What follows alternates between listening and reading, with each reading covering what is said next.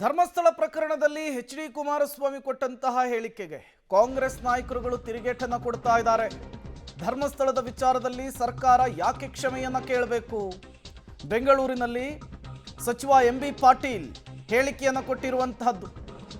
ಆಪಾದನೆ ಬಂದಾಗ ಸರ್ಕಾರ ಇನ್ವೆಸ್ಟಿಗೇಷನ್ ಅನ್ನು ಮಾಡಬೇಕು.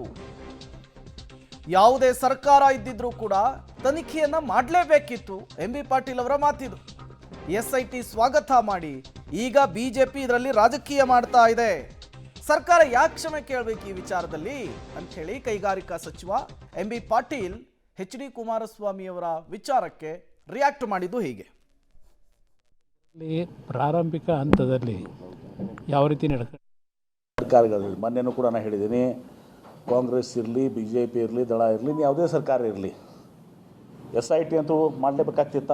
ಗಂಭೀರ ಆರೋಪಗಳು ಬಂದ ಮೇಲೆ ಅದು ಸುಳ್ಳಿದ್ದಾವೆ, ಸತ್ಯ ಇದ್ದಾವೆ, ಅದು ಬೇರೆ. BJP ಅವರು ಕೂಡ SITಯನ್ನು ಸ್ವಾಗತ ಮಾಡಿದ್ದಾರೆ. BJP ಅವರು ಕೂಡ SITಯನ್ನು ಸ್ವಾಗತ ಮಾಡಿದ್ದಾರೆ. ಮುಂದೆ ಈಗ ರಾಜಕಾರಣ ಮಾಡ್ತಾಯಿದ್ದಾರೆ.